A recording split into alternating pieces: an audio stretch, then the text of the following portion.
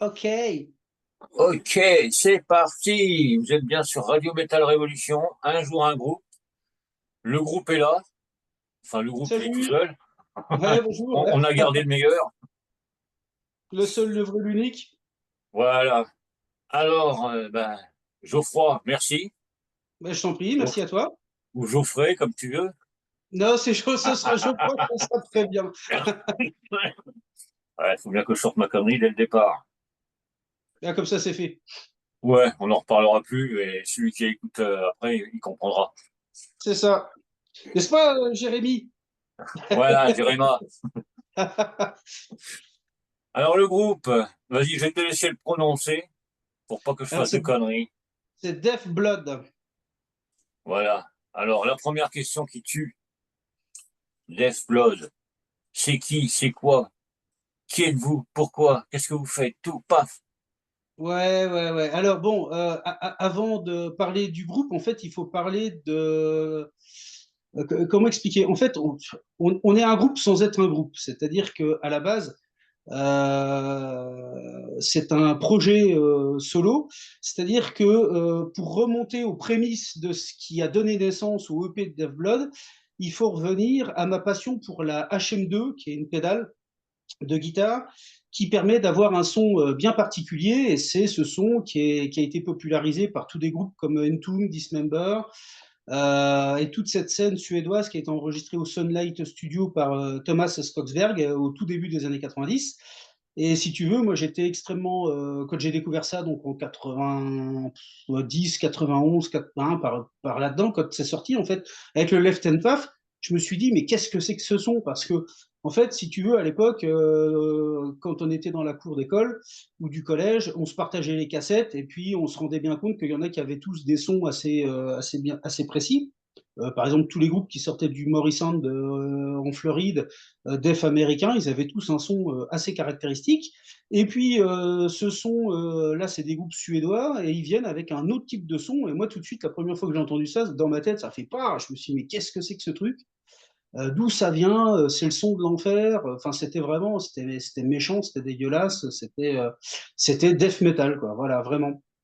Et pendant des années, des années, des années, je me suis demandé bah, c'était quoi ce son, comment on l'obtenait, c'était quoi les recettes, parce que je suis très très fan de matos aussi, Ouais, matos sur guitare, et du coup, je me suis dit, mais qu'est-ce que c'est que ce truc? Et puis, bah, à l'époque, il n'y avait pas Internet, les magazines, bah, ils posaient pas ce type de questions, il n'y avait pas de magazine spécialement tout ce qui était matériel de ce type-là dans le métal, on connaissait pas. Donc, j'ai posé des questions à des copains qui étaient guitaristes. Et puis un jour, j'ai un copain qui m'a un peu expliqué qu'en fait, c'était un certain type de pédale avec un certain type d'ampli, un certain type d'accordage.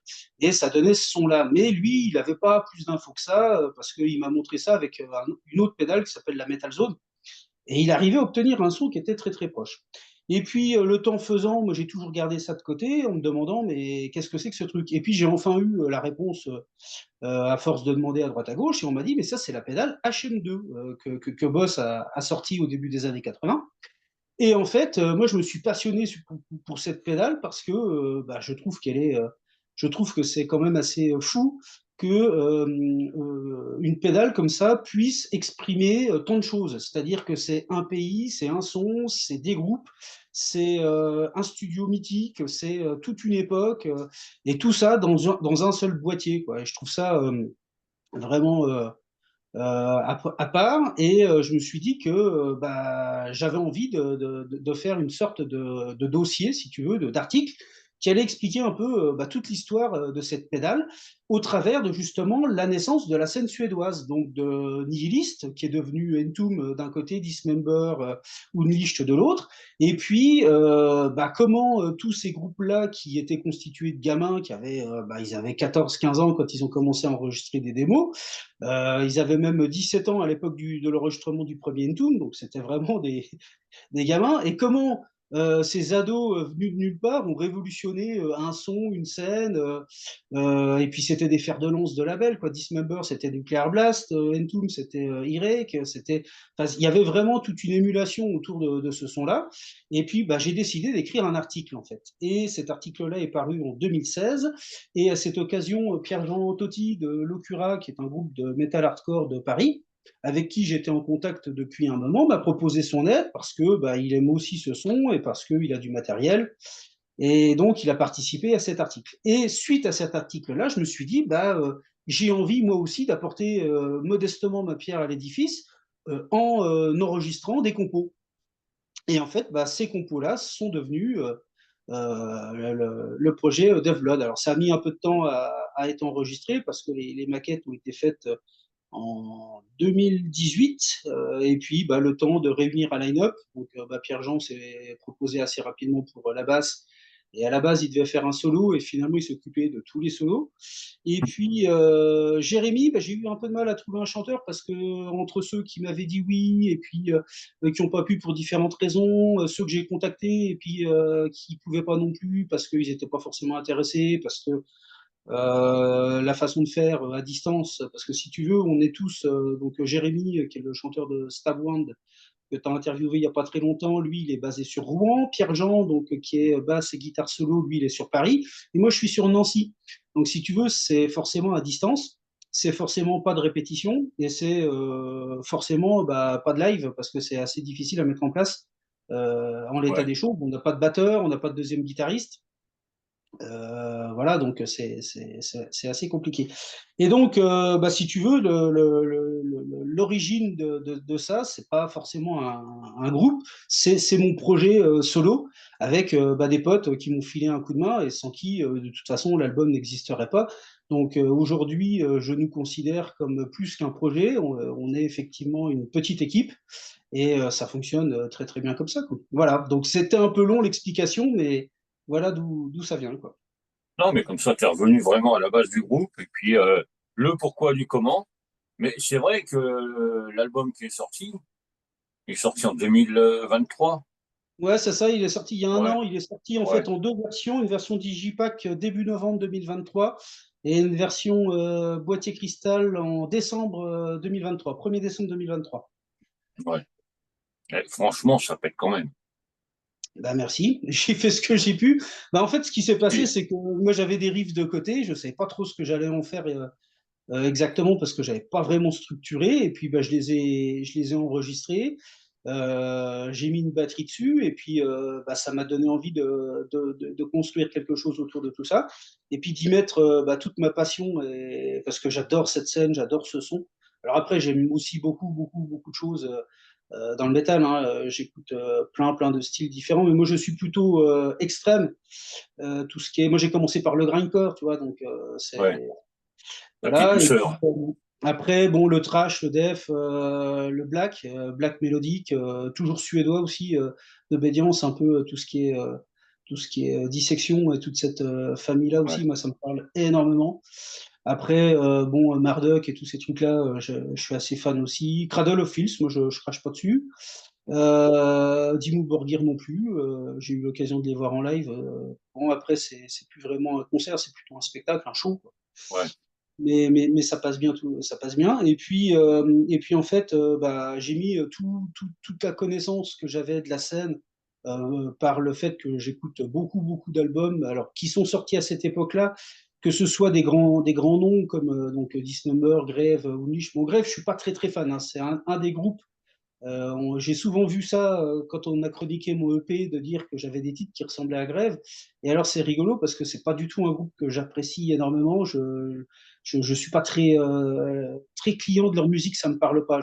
Ils ont des qualités, mais elles sont pas pour moi. ouais, Voilà, non, mais voilà, après, si on peut t'es pas venu en tout live, aimer. ça tabasse, mais c'est pas. Moi, je préfère le côté mélodique de Dismember et puis le côté lourd, heavy et puis les atmosphères qu'on peut retrouver sur le Left Hand Path de Entombed, quoi. Ouais, ouais, mais c'est bien d'avoir des influences, d'aimer un panel assez large. Ça se Mhm. retrouve après sur, bah, sur ce que tu écris, parce que c'est toi qui a tout écrit, même les paroles.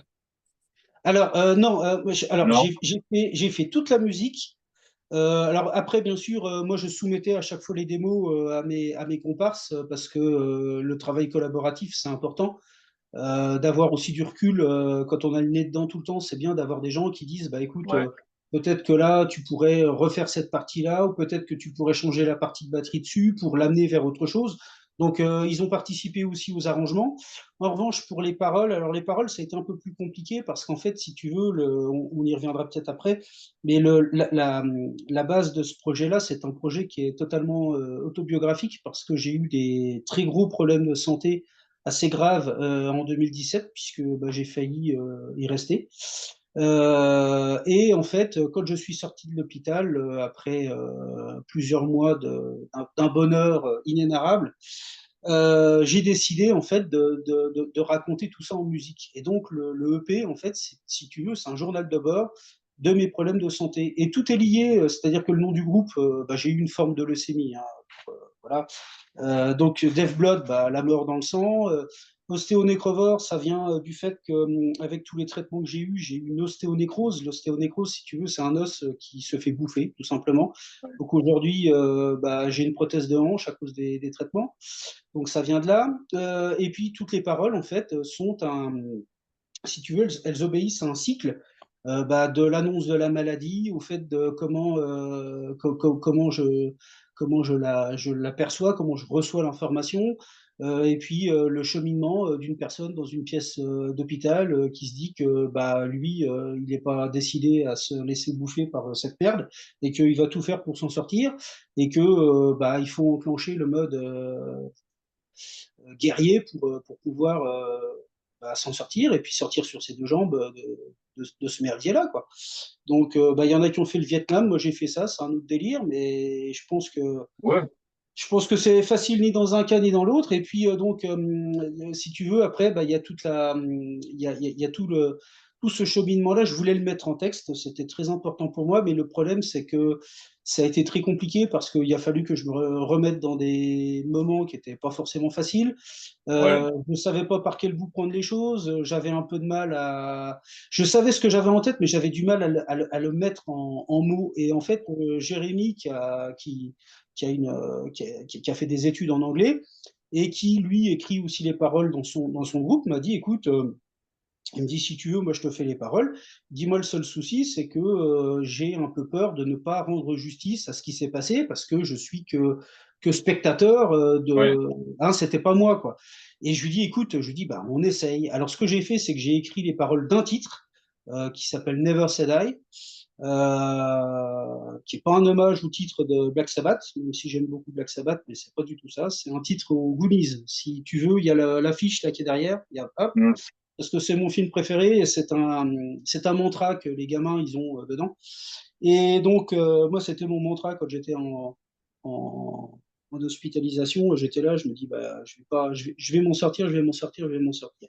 Et donc, j'ai écrit les titres de ce morceau-là, enfin, les paroles de ce morceau-là, et puis pour montrer à Jérémy ce que j'avais en tête. En type d'écriture, en type de rythmique, la façon de poser le chant, ce genre de choses. Et puis il m'a dit, bah écoute, ok, j'ai compris le truc et je te fais le reste. Et en fait, il m'a écrit ça à une vitesse incroyable. Et quand j'ai eu les paroles, honnêtement, je crois que je lui ai dit, mais j'en suis pas sûr. Mais en tout cas, ça m'a fait chialer. Ça m'a mis les poils parce qu'il avait réussi à faire quelque chose que même moi, j'aurais pas réussi à faire. Il a fait plus que ce que j'espérais. Il a vraiment trouvé le truc, il a compris, il a mis les mots, il a utilisé les bons trucs. Et moi, ça m'a touché Ouais. de plein Ah, fouet. il s'est vraiment mis encore plus à ta place que tu étais, quoi. Bah, c'est ça, oui, et c'est-à-dire qu'il a C'est réussi, dingue. il a réussi à. Bah, après, on a beaucoup parlé parce que je lui avais donné les thématiques de chaque morceau, ce que ça Ouais. racontait. Il m'avait posé deux, trois questions sur des choses, ce qu'on pouvait dire, ce qu'on pouvait raconter, ce qu'il fallait. Bah, voilà, ce genre de choses, des sentiments que j'avais aussi, que je lui avais donné aussi, hein, des choses comme ça, quoi. Et puis lui, il a réussi à faire un melting pot de tout ça. Et en fait, les paroles, les premiers jets qu'il m'a envoyés, honnêtement, il a dû retoucher, allez.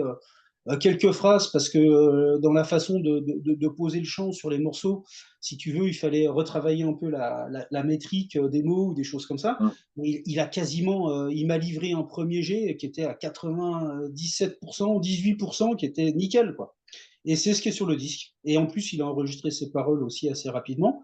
Et pareil, pour le chant, à part deux, trois, je lui ai dit, écoute, je lui ai dit, pose ton chant de la façon dont la musique t'inspire. Ceci dit, c'est beaucoup plus facile quand tu es chanteur d'écrire tes propres paroles parce que comme ça, tu sais où est-ce que tu vas découper tes mots, tu vas les Ouais. placer. Voilà. Bon. Et comme lui, en plus, il est aussi guitariste, bon, bah, ça l'a énormément aidé, quoi. Et donc, bah, il a fait un travail formidable. Et puis au chant, pareil. Alors au chant, je crois que j'ai dû lui redemander de refaire peut-être un doublage de voix ou à certains endroits de peut-être découper son chant, tu sais, un peu à la Morbid Angel. C'est-à-dire que Morbid Angel, Ouais. par exemple, le mec, il commence une phrase et puis la suite, en fait, il le fait sur une autre prise, mais il colle les deux ensemble. Et ça donne un rendu très, très punchy, quoi. Donc je lui ai demandé de faire allez, deux, trois petits trucs comme ça. Mais pareil, il m'a fait une prestation. Pierre-Jean aussi, lui, il m'a fait la basse et les solos, c'était ça tout de suite. Il m'a envoyé ça en, je sais pas, une semaine, 10 jours. Enfin voilà, c'était. Moi, j'ai une équipe en or, quoi. Les mecs, ils sont. Ouais, tu t'es entouré de bons gars, quoi. C'est très bon.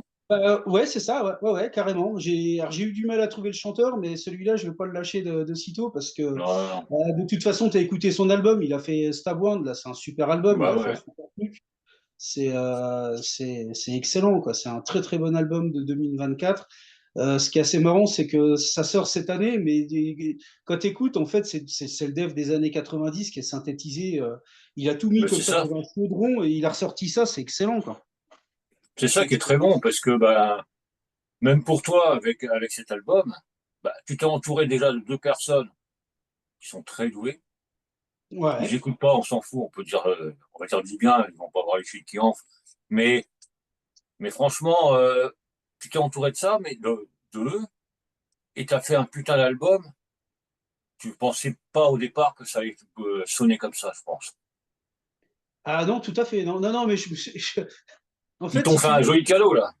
Ah ouais, c'est clair, mais c'est clair. Mais de toute façon, sans eux, cet album-là, il n'existerait pas parce que, notamment Pierre-Jean, là, je le remercie en direct parce que je sais qu'il regarde ou il va regarder s'il n'est pas dispo ce soir. Mais je le remercie parce que plusieurs fois, j'ai failli baisser les bras et plusieurs fois, il m'a poussé au cul en me disant non, tu peux pas lâcher, faut y aller. Ah bah ouais. Voilà, t'as pas fait tout ça pour rien, donc voilà. Et c'est vrai que moi, au départ, quand il a reçu les premières démos, c'était vraiment, c'était du basique de chez basique. La batterie, ça faisait tchakoum, les guitares, c'était un son Ouais. tout dégueulasse. Et il a réussi à saisir le potentiel du machin, et ça, c'était quand même assez, ça, c'était assez fort de sa part. Et d'ailleurs, j'en profite pour dire que Locura a aussi sorti un album, alors c'est en 2023, Mhm. et ça a été mixé chez Fredman Studio, le studio qui s'est occupé de tout ce qui était In Flames, Septic Flesh, tous ces gros Ouais. groupes suédois là-haut, Dark Tranquillity, At the Gates. Et en fait, il a été mixé et masterisé son album. Donc il y a toujours un peu de Suède chez nous, quoi. Voilà. Bah, c'est bien, ça va, ça fait voyager. Tiens, j'ai un C'est petit ça. message, là. Alors, je ne sais pas si tu connais, Quentin DM. Oui, oui, oui, je le salue. Alors, Ouais, ouais, il a une chaîne death metal, c'est un spécialiste. ah, Il, il il est a juste adorable. marqué, enfin juste, il a marqué plus qu'un EP, une leçon de vie. Bravo Geoffroy, bravo Deathblood, Quentin. Ouais, merci Quentin. Ouais, parce que en fait, ce que j'ai dit là ce soir, j'en ai pas forcément parlé à tout le monde. Et il y a des gens qui savent, et Quentin, il était dans la confidence. Donc, merci Quentin, ouais, ça fait plaisir. Et c'est lui, en plus, venant de lui, c'est doublement, parce que premièrement, il travaille aussi dans la santé, donc il connaît le sujet. Ouais, Et en plus, c'est un spécialiste du death metal qui a une chaîne que j'invite tout le monde à aller voir parce qu'il a toujours une analyse. Il te sort des groupes sortis de nulle part, mais c'est toujours bien expliqué, bien remis dans un contexte. Et puis surtout, c'est toujours des groupes de qualité parce que même si ça reste que du death metal, entre guillemets, il a toujours à ouais, cœur de montrer que le death metal, c'est pas que du bruit. Il y a à l'intérieur de cette scène, si tu veux, il y a une richesse énorme parce que, par exemple, il a parlé de la scène chilienne. Là, il vient de faire une vidéo sur le chanteur Martin Van Drunen, qui a joué dans Pestilence, qui a été dans Asphyx, qui a été dans Hell of Bullets, Grand Blood Court, je crois, mais j'en suis pas sûr. Euh, ouais. Voilà, et à l'intérieur de tout ça, bah, bien que ce soit des styles de death metal totalement différents, il a fait la scène, je sais plus ce que c'était aussi, où il a sorti des pépites sorties de nulle part, je crois que c'était écossaise ou irlandaise. Enfin Ah, voilà mais il quoi, y en tu a de vois. partout. C'est vrai Ouais, que, ouais, ouais. Et il sort toujours des pépites, il sort des vinyles, des cassettes, des machins. Enfin, c'est. Allez voir sa chaîne. Quentin Death Metal, il a une. Je crois qu'il est sur Facebook aussi. ouais, Mais sûrement, sinon, je sa ferai un chaîne, peu. sur YouTube. Ouais, ben, je redonnerai son truc, je donnerai Voilà. les liens et tout. Parce que c'est vrai que Donc, c'est intéressant. C'est vrai, comme tu ouais. dis, la scène métal, en général, vachement riche. Et la scène métal française, encore plus. Ouais, bah moi, Magnifique. ouais, alors, comme je te disais en préambule, avant qu'on enregistre, je te disais que j'avais fait. J'ai été dans des fanzines, j'ai été dans des Hum, webzines, j'ai fait de la radio. Et quand j'ai fait de la radio sur Nancy dans deux émissions qui s'appelaient Deftop, c'était en 95-96. Et après, il y a eu Métalement Vôtre, ça c'était en 2002-2003. Et en fait, j'avais à cœur à chaque fois de défendre aussi la scène française comme tu le fais, en mettant en avant des groupes. Alors en général, c'était plutôt des groupes de la région. Et puis après, par les contacts que j'ai eu aussi des groupes qui venaient un peu de partout en France. Mais c'était à l'époque, c'était les démos cassettes, c'était ouais, voilà quoi, c'était le début des CD aussi, les CDR avec les démos où tu as le CD qui n'est pas du tout gravé avec la jaquette photocopiée. Et en fait, moi, j'avais déjà à cœur de mettre en avant la scène. Et elle était déjà très, très riche à l'époque parce qu'il y avait parmi tous les groupes, il y avait toujours plein de styles. Certains ont disparu. Par exemple, sur Nancy, on avait des groupes de fusion. Moi, je pense à un groupe qui s'appelait Atomic Kids, qui était excellent. Bon, aujourd'hui, ce style-là un petit peu disparu, même s'il y a encore deux, trois représentants dans le monde, puisque par exemple, je pense à Urban Dance Squad, là, qui a refait une série de concerts. Mais y avait aussi toujours, c'était hétéroclite, quoi. Il y avait du trash, il y avait du ouais. def, il y avait du black. Alors, il y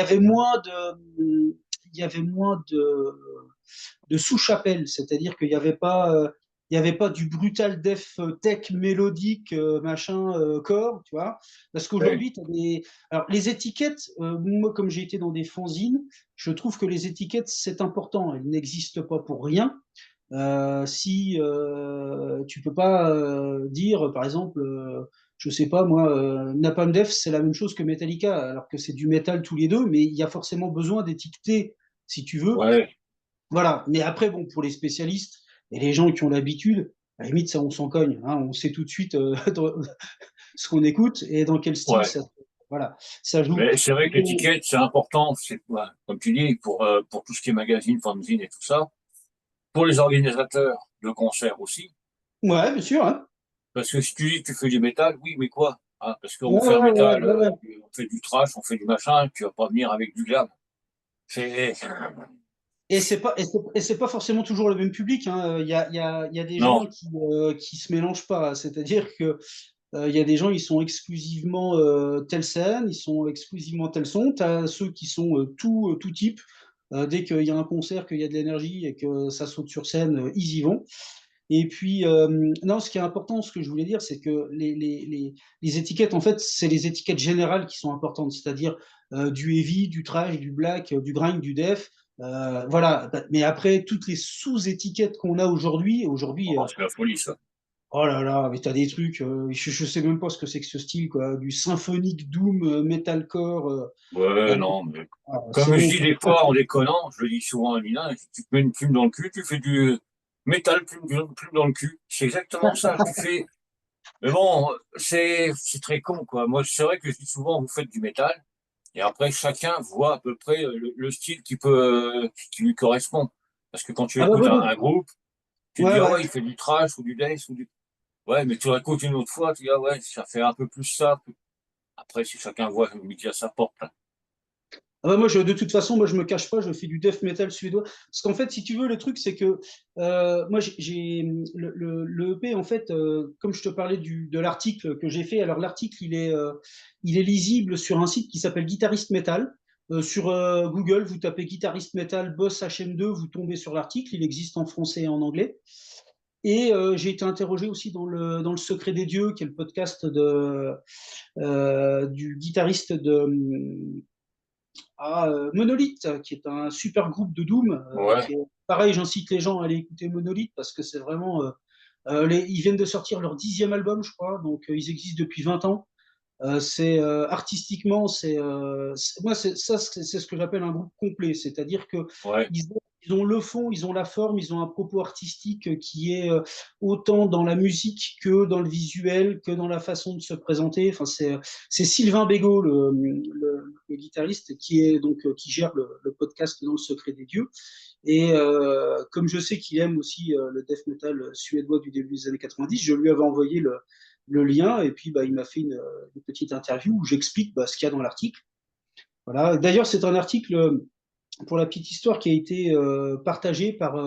À la base, je l'avais envoyé à plein de gens. Quoi. Il a été partagé par Jesper Stromblad, qui est le guitariste de In Mhm. Flames, dans son groupe qui s'appelait The Resistance. Il l'avait partagé sur Facebook. J'ai eu un message de Dan Sweno qui m'a dit qu'il avait adoré l'article. Alors Dan Sweno, bah, c'est Age of Sanity, c'est Nightingale, c'est un demi-dieu, pas pour Ouais, moi. ça fait quand même plaisir quand tu reçois un message comme ça. Carrément, j'ai reçu aussi un message merde, j'ai plus son nom, le producteur qui est guitariste de Converge, qui fait aussi beaucoup de production aussi avec la HM2. Là, il a enregistré Get Creeper, il a enregistré aussi un groupe que j'adore qui s'appelle Death Breath, qui est excellentissime. Leur premier album, c'est une claque monstrueuse. Comment il s'appelle lui? Oh mince, j'ai un Ouais. trou. Pareil, il m'a envoyé. Alors, en fait, je lui envoie. J'ai réussi à récupérer son contact. Je lui envoie l'article et je lui dis bah voilà, parce que j'avais mis une vidéo qui vient de son studio, le God City Studio. Et donc, je lui envoie l'article et je lui dis, bah voilà, j'ai fait ce petit article-là, bah, un retour est apprécié. Et il me répond tout de suite, il me dit, oh, mais ton article, bah, je l'ai déjà lu, cool, merci. Et en fait, il avait déjà, alors je ne sais pas qui lui avait envoyé ou comment il est tombé dessus, mais il l'avait déjà eu entre les mains. Et donc, ce petit article-là, bah, il a voyagé, il a été partagé plein de fois. Et il y a même le leader de grève qui s'appelle Ola Lindgren qui m'envoie un message en me disant désolé, mais nous n'avons jamais utilisé la HM2 parce que j'avais mis grève dans l'article parce qu'ils ont un son qui est très particulier aussi. Mhm. Et il me dit non, non, on n'a jamais utilisé cette pédale. Moi-même, j'en possède pas. C'est pas du tout le secret de notre son. Et il m'a expliqué quel était leur setup en studio et comment ils faisaient pour avoir le son. Parce que c'est vrai que c'est un son qui est très proche, mais qui est en même temps très différent. Et moi, comme j'étais pas sûr à 100%, je les avais mis dedans et il m'a dit non, non, donc je les ai retirés depuis. Donc Grève n'utilise pas de HM2. Voilà, comme ça, c'est su. Voilà. Comme ça, au moins, tu Mm. l'as su à la source même. Et pour en revenir à l'album, t'as eu quoi comme retour? Parce que ça va faire 1 an maintenant qu'il est sorti. Je sais Ouais, qu'il y a eu pas mal de bons retours, parce que j'en ai lu ouais. quelques-uns. Mais c'est vrai que pour un premier, c'est quand même pas mal. Ah bah là, j'avoue que T'as mis la je, je, barre haut.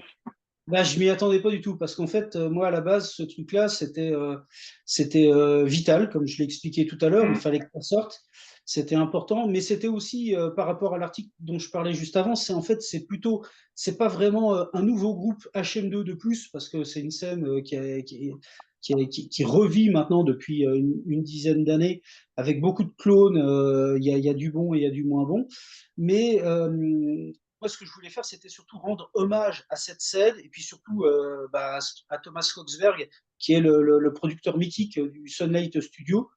Moi, c'était, si tu veux, faire un hommage en tout point de vue, c'est-à-dire en type de compo, en type de son, en type de production, d'atmosphère, de mixage. Alors, j'ai fait comme j'ai pu, j'ai essayé du mieux que j'ai pu de m'en rapprocher. Mais à la base, moi, ce que je voulais faire, c'était mettre ça tout simplement sur YouTube et puis sur Bandcamp. Et puis, j'avais pas. Alors, effectivement, si c'était sorti en CD ou en vinyle ou même en cassette, c'était vraiment la cerise sur le gâteau. Et c'était le truc auquel je m'imaginais pas du tout, hein. Ouais. C'était pas fait dans cette optique-là.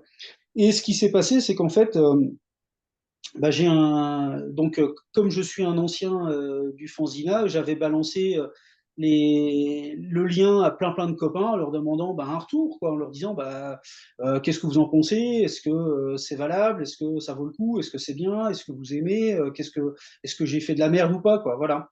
Et puis j'ai balancé aussi aux copains, et parmi les copains, bah, il y a Tipeee, Rachid, que je salue, qui est un batteur qui joue dans 75 272 groupes. Il joue dans Corrosive Element, il joue dans Conviction, il a fondé Moonskin, maintenant c'est terminé, mais enfin, voilà Ouais. quoi. Et donc c'est un mec qui est adorable, c'est un type en or. Et donc il écoute l'album et puis il me dit écoute, il me dit ton truc là, ça me parle, j'aime bien. Et il me cite un groupe, il me dit ça me fait penser à Comecon.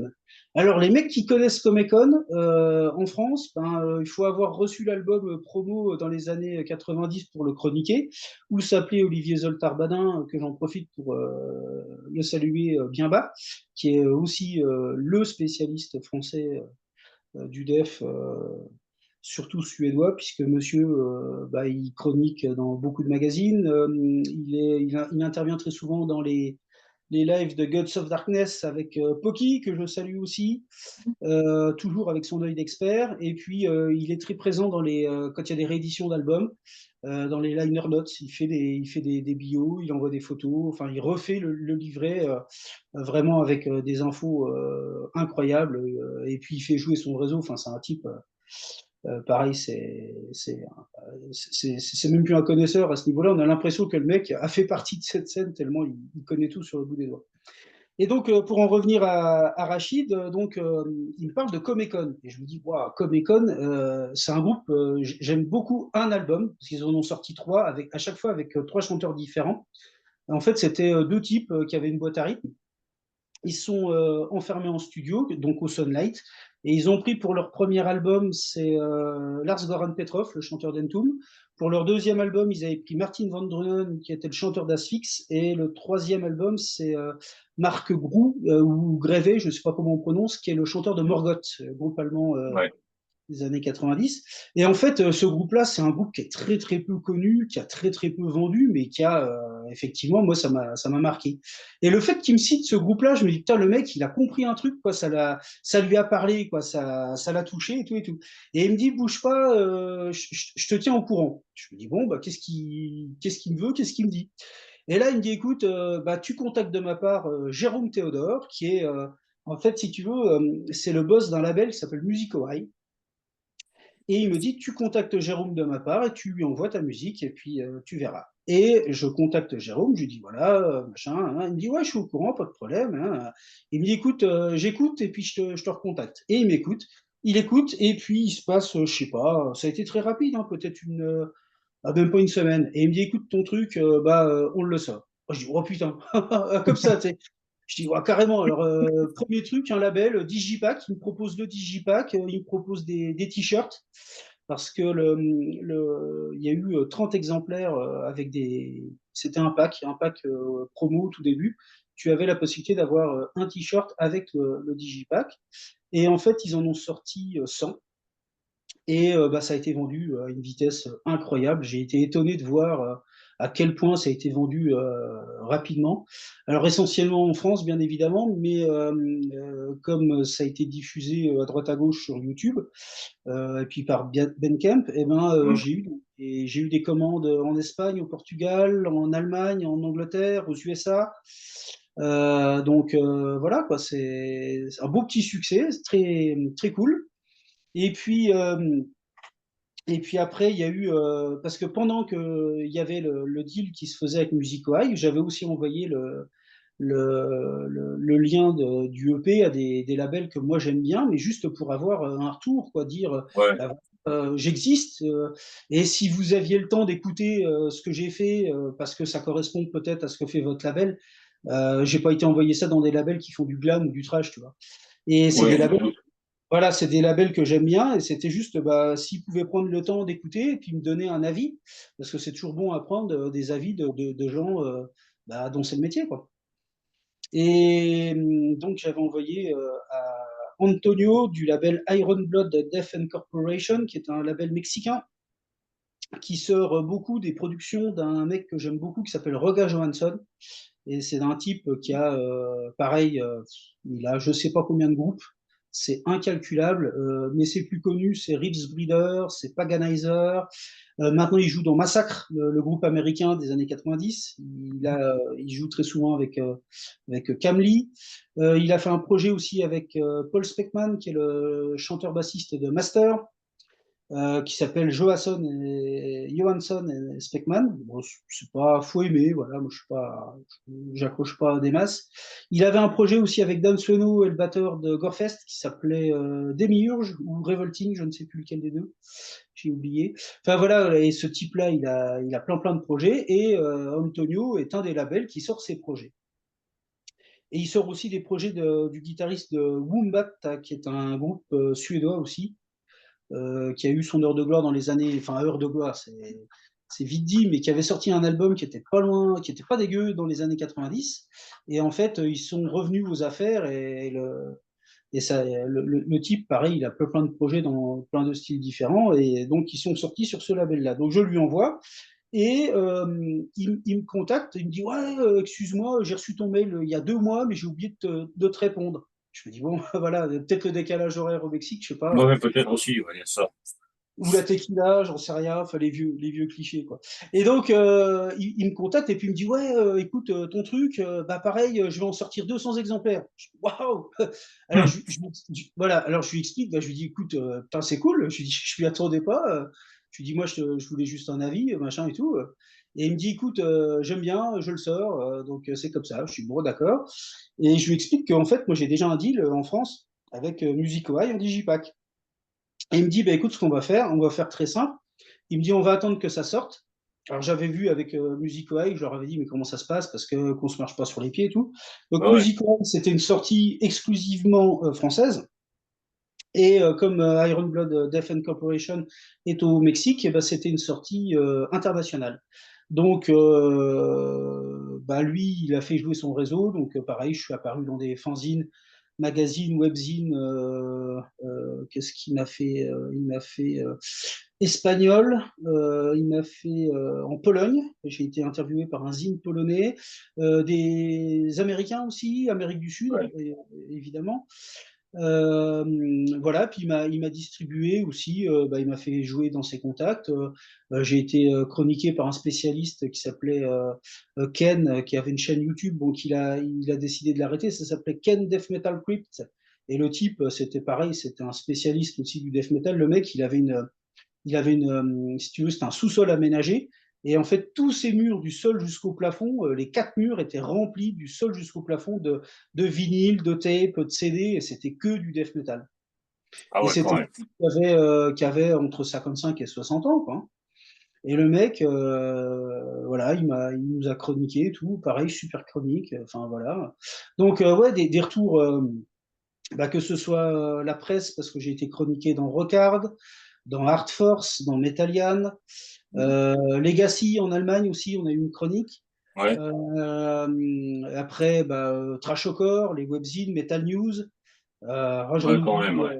Ouais, j'en oublie quelques-uns, mais je suis désolé, je m'excuse. Pareil, Quentin, il nous a aussi fait une chronique. Ben, je crois qu'il a découvert le groupe complètement par hasard en plus. Donc il nous a fait une chronique sur sa chaîne. Enfin, vraiment, ouais, un accueil bah, surprenant et puis positif, quoi. Tout le temps des bonnes chroniques et puis les ventes qui suivent, hein, puisque le Digipack est sold out, on a tout vendu. Et Ouais. puis, par contre, la version boîtier cristal, bah, il en reste encore. Et puis, depuis, on a sorti des patchs et des autocollants. Alors, les autocollants, c'est à chaque commande, en fait, on met des petits autocollants dans le boîtier Ouais, pour que les gens aillent coller ça dans les toilettes des salles de concert ou sur des ouais, bah panneaux. voilà. Voilà, des Non, mais c'est panneaux. vrai que c'est une belle aventure, tout ça. Hum. Tu t'y attendais pas au départ, tu as vraiment fait ça par passion, et puis bah, pour exorciser un peu tout ce qui s'est passé dans ta vie. Ah ouais, c'est ça, ouais, c'était cathartique, ouais, c'est sûr, hein. Et puis, bah, la cerise sur le gâteau, c'est tout ce qui est arrivé après. Bah, je t'avoue que j'ai toujours un peu de mal à réaliser parce qu'en fait, si tu veux, j'ai porté ce projet pendant, parce que comme je te disais tout à l'heure, j'ai enregistré les démos en 2018 et c'est sorti en 2023. Ouais, Donc, j'ai porté ça pendant 4-5 ans. Et quand c'est sorti, c'est assez difficile à expliquer, mais je pense que certains musiciens comprendront ce que je dis. Mais en fait, c'est quelque chose qui sort de toi. Et quand c'est sorti de toi, bah, c'est fait, ça vit sa vie. Et puis après, tu n'es plus responsable de rien. ouais, Bon, sauf de la manière dont tu le promotionnes, évidemment, ce petit EP, en fait, il vit sa vie tout seul et de voir bah, ce qu'il fait comme chemin, moi, j'en suis le premier surpris, je m'y attendais pas. De voir un tel accueil, de voir à chaque fois des chroniques positives et qui, à chaque fois, ont bien compris ce que je voulais faire, bah, ça fait plaisir de se sentir euh, d'avoir sorti quelque chose qui a été effectivement correctement compris et analysé par les gens, quoi. C'est pas un album de HM2 de plus, il y a plus que ça. Et effectivement, moi, c'est un projet qui était très important pour moi. Et maintenant que c'est fait, bah, il faudra envisager la suite. Mais là, pour l'instant, oui. justement, je sais pas trop comment ça va se passer. Justement, c'est ma question d'après. Et la suite? Donc, bon. Tu te doutes bien que j'allais te la poser, celle-là. Bah, je me doutais bien qu'elle allait arriver à un moment, évidemment. Oui, La suite, c'est compliqué parce que c'était pas prévu pour qu'il y ait une suite en fait. C'était comme c'était un journal de bord et que c'était autobiographique et que c'est passé, c'est quelque chose qui effectivement n'avait plus de raison d'être. C'était censé être un one shot. Le seul souci, c'est que comme on vient d'en parler, bah, il y a eu effectivement beaucoup de retours positifs et il y a eu bah, le nom qui a circulé, des gens qui m'ont dit des choses qui m'ont touché. Donc voilà, il y a forcément une prise de conscience qui s'est faite et je me suis dit, bah, qu'est-ce que j'en fais? Est-ce que je garde le nom et je pars complètement sur autre chose? Ou est-ce que je m'arrête là et puis voilà quoi. Après, bon, bah, je sais que Pierre-Jean et Jérémy, ils ont tellement bien apprécié l'expérience qu'ils sont repartants, parce que c'est les premiers à qui j'en ai parlé. Ils m'ont dit non, non, mais ouais, c'est bon, on te suit, on te suit. Et donc là, il se trouve que en fait, j'ai commencé à bosser parce que j'ai récolté plein de riffs que j'avais de côté pour en faire des compos. Et j'ai commencé à enregistrer un titre cet été. Le seul souci, c'est que entre ce que j'avais prévu de faire et ce que c'est devenu, ben là, c'est un titre qui fait plus de 8 minutes et je n'avais pas vu venir le truc. C'est un titre en fait qui, pareil, s'est construit au fur et à mesure de l'enregistrement, des parties que j'avais envie de développer, ce genre de choses. Et bah, pour l'instant, il n'est pas fini. Hein, j'ai un peu de mal avec parce que j'ai tellement envie que ce soit pas emmerdant à l'écoute, parce que 8 minutes, ouais. il faut se les fader, quoi. Voilà, le temps d'écoute aujourd'hui, il est de moins en moins long en plus. Donc il faut pouvoir accrocher l'oreille. Il faut pouvoir. Parce qu'en fait, si tu veux, j'ai envisagé le titre comme une sorte de. Alors, en restant modeste, hein, parce que j'ai pas forcément des grosses capacités de composition euh, que je retrouve chez d'autres confrères, mais il se trouve que j'ai essayé de faire quelque chose d'assez simple, mais efficace. C'est-à-dire de prendre des riffs qui accrochent l'oreille, toujours mélodiques, qu'on peut chanter en fait, qui font comme une sorte de voyage à l'intérieur d'un titre. C'est-à-dire que tu vas avoir une partie, ça commence par une partie en blast beat, donc c'est très énervé. Après, tu vas avoir des parties qui sont des sortes de transitions pour t'emmener sur d'autres parties.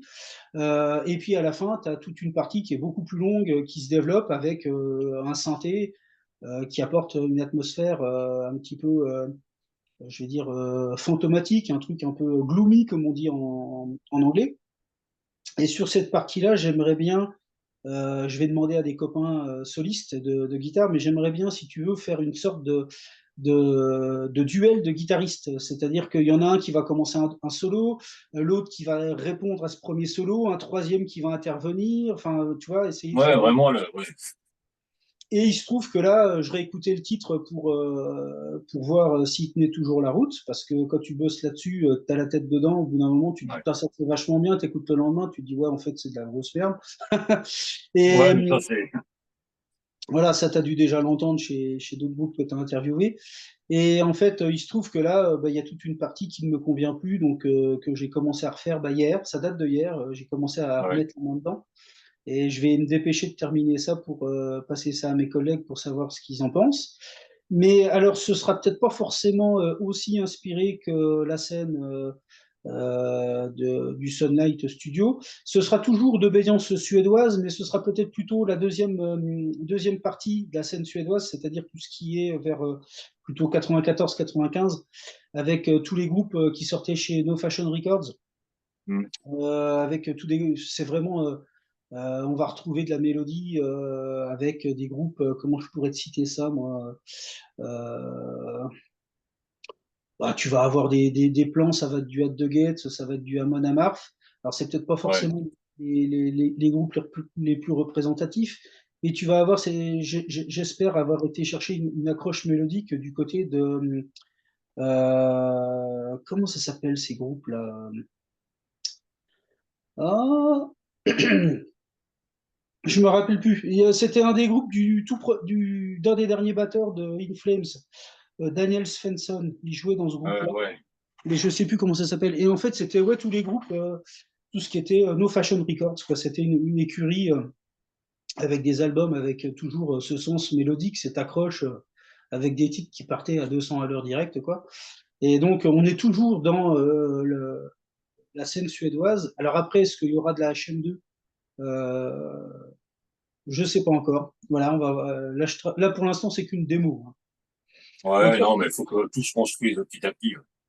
voilà, donc il y a ce titre-là pour l'instant qui est en travail. Après, il y a un autre titre sur lequel je vais me pencher. Et après, bah, on va voir. Je sais pas, je sais pas comment je peux envisager la suite. Est-ce que je ressors un nouvel EP avec 4 titres, par exemple? Est-ce que je prends plus de temps et je me casse encore plus la tête et je sors un album? Est-ce que je fais comme ce qui se fait beaucoup en ce moment, je pars sur du single digital, c'est-à-dire là je vais sortir ce titre-là et après je ressors un autre titre? Je sais pas encore, j'en sais rien. Voilà. En tout cas, dans la suite, ça je peux l'annoncer ce soir, il va y avoir un titre du tout premier, donc du premier EP, qui s'appelle Close of Death, qui est le premier titre après l'intro, sur lequel, enfin, quand il y aura la sortie du nouveau titre, on va mettre aussi en ligne ce titre-là, qui a été repris avec un batteur, parce que sur le EP, c'est moi qui ai programmé la batterie, mais là, Oui. ce sera un batteur qui joue dessus. Et le batteur qui joue dessus, c'est Jérôme Casseri, qui est connu des fans d'Underground pour avoir été le batteur de Catacombe, qui avait sorti Mm. cette démo mythique qui s'appelle In the Maze of Kadat. Et en fait, il cherchait un groupe, je l'ai contacté, il m'a dit ouais, j'adore ton truc, je te fais un titre et tout. Et en fait, bah, pour moi qui suis fan d'Underground, de Catacombe, Ouais. j'avais la démo, je sais plus, c'était 80.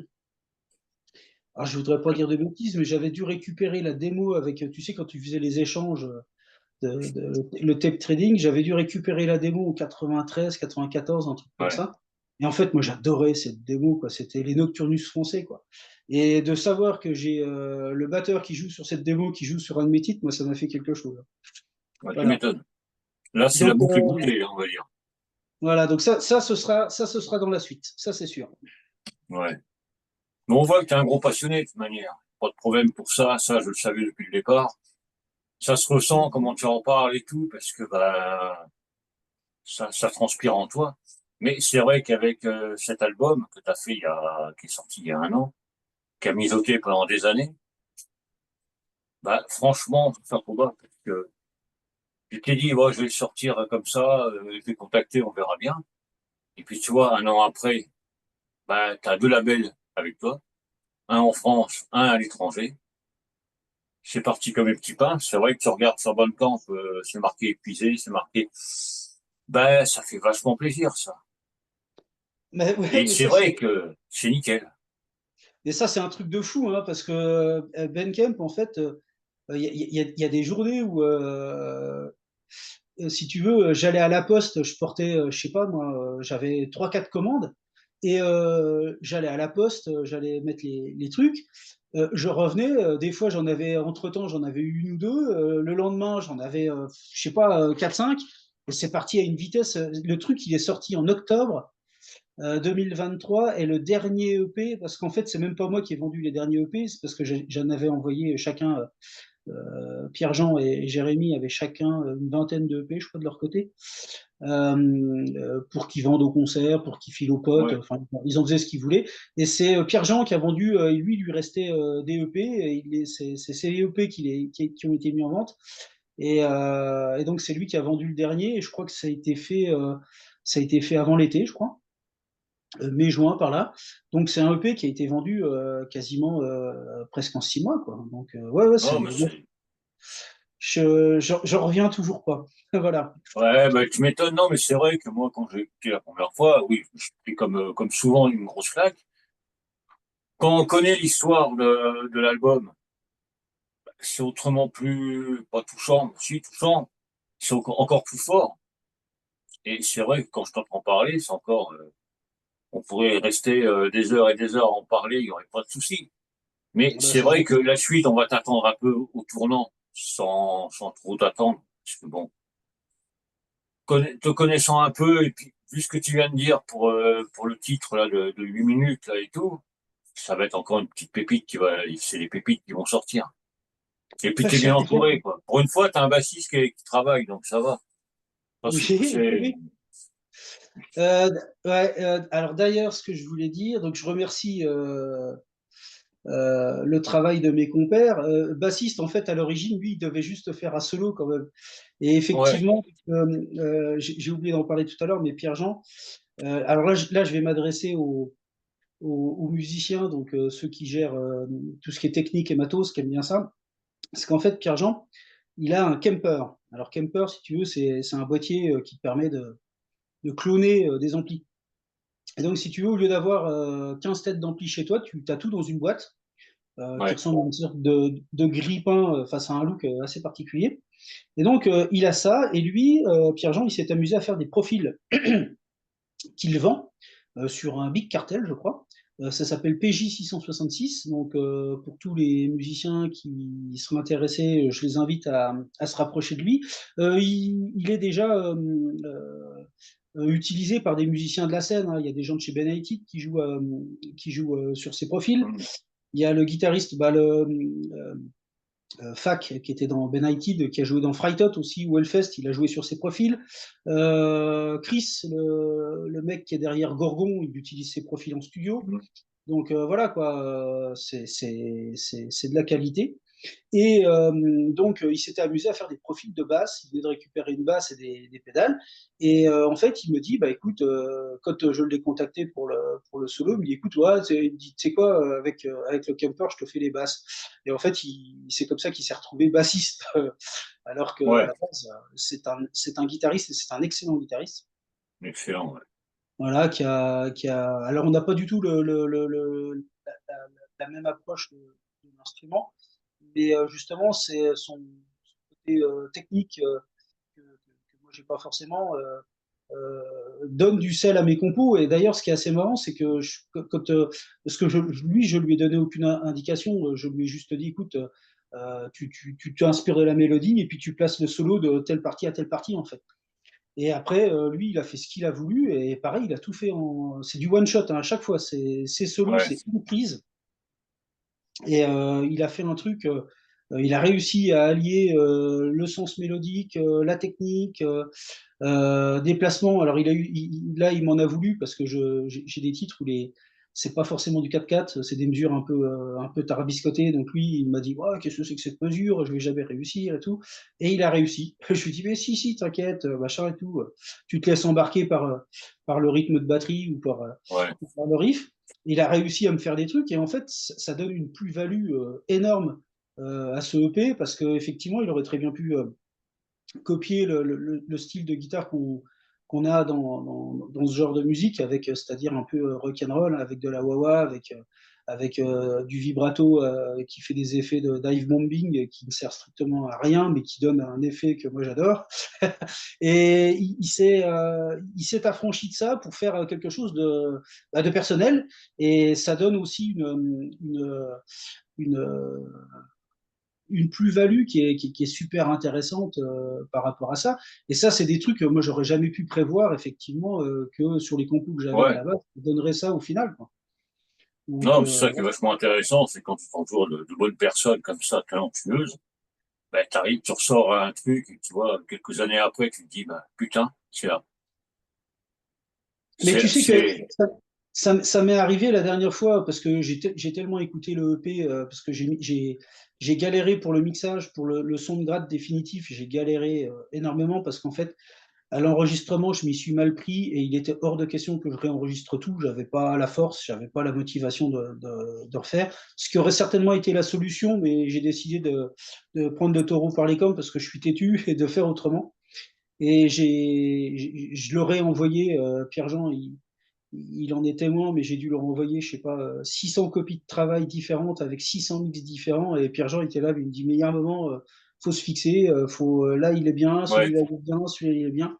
Mais j'avais tellement une idée précise en tête que je me suis dit, je sais que je peux l'obtenir et je l'obtiendrai.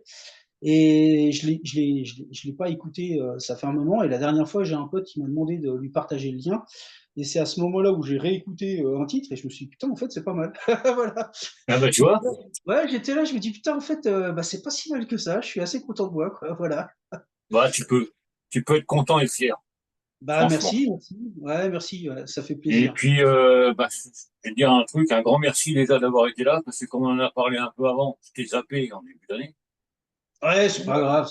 mais à coup de pas. Donc, t'es là en fin d'année. Ouais, voilà. Non, mais bon.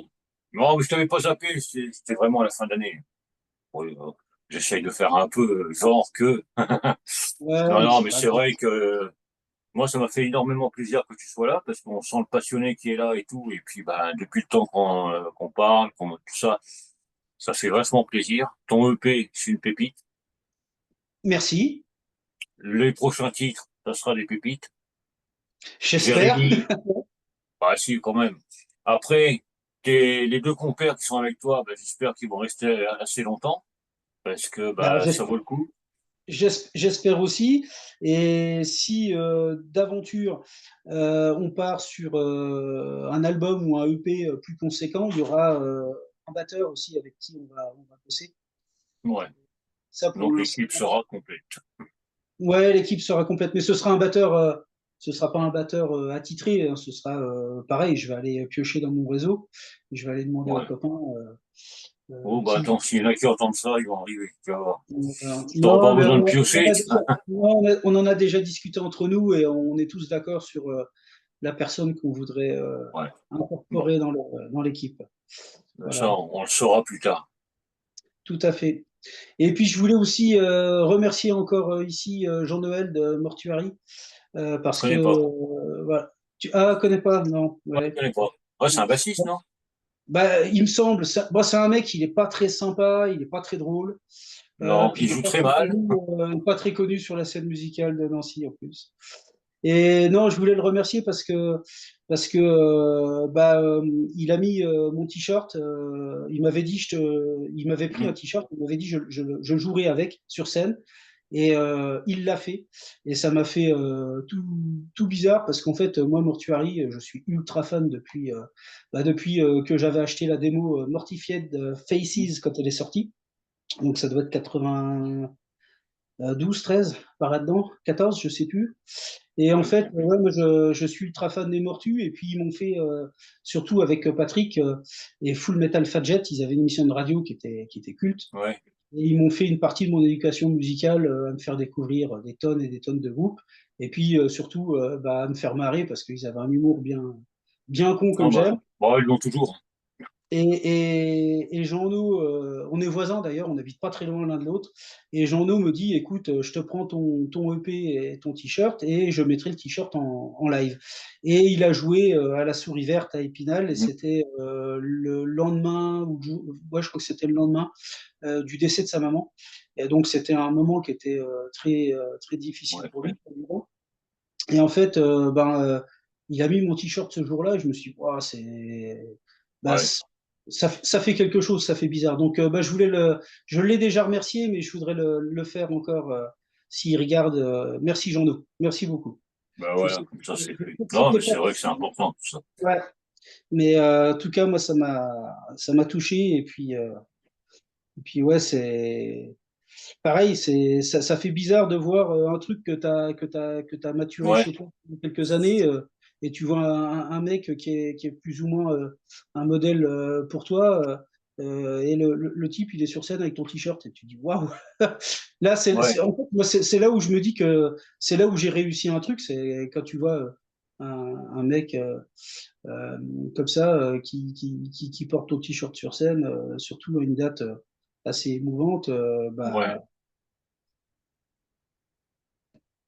Ben, c'est vrai que c'est fort, quoi. Mais bon, c'est mm, journaux. c'est ça. Il est Ben adorable. écoute, un grand merci à toi. Bah, je t'en Ça prie, m'a fait merci à hyper toi. plaisir. Ouais, j'espère que j'ai pas saoulé tout le monde. Non, J'espère que j'ai ça va, il y donné a eu du envie monde, donc c'est aux bon. gens de découvrir ce que j'ai fait. Et puis, je te remercie en tout cas de m'avoir invité, de m'avoir écouté, de m'avoir questionné. Et puis je voulais aussi te remercier pour tout ce que tu fais pour la scène en général, parce que tu bouges énormément, on te voit très souvent. Euh, et puis, t'as toujours des groupes sous la main, quoi. En fait, quand on suit ta page, on a l'impression que la scène française, par rapport à quand moi je passais les démos à la radio, c'était pas, c'était bon. C'est vrai que le temps est passé, les infrastructures ont changé, c'est plus facile de faire de la musique chez soi maintenant. Mais si on suit ta page, on a l'impression que quand on tape dans un arbre, tu as 10 groupes qui tombent. Et il y a toutes les C'est ça. semaines, il y en a qu'on connaît forcément, il y en a d'autres qu'on découvre, puis il y en a avec lesquels on accroche et on suit. Moi, j'avais découvert, je crois que c'est Host, groupe de black metal. Mhm.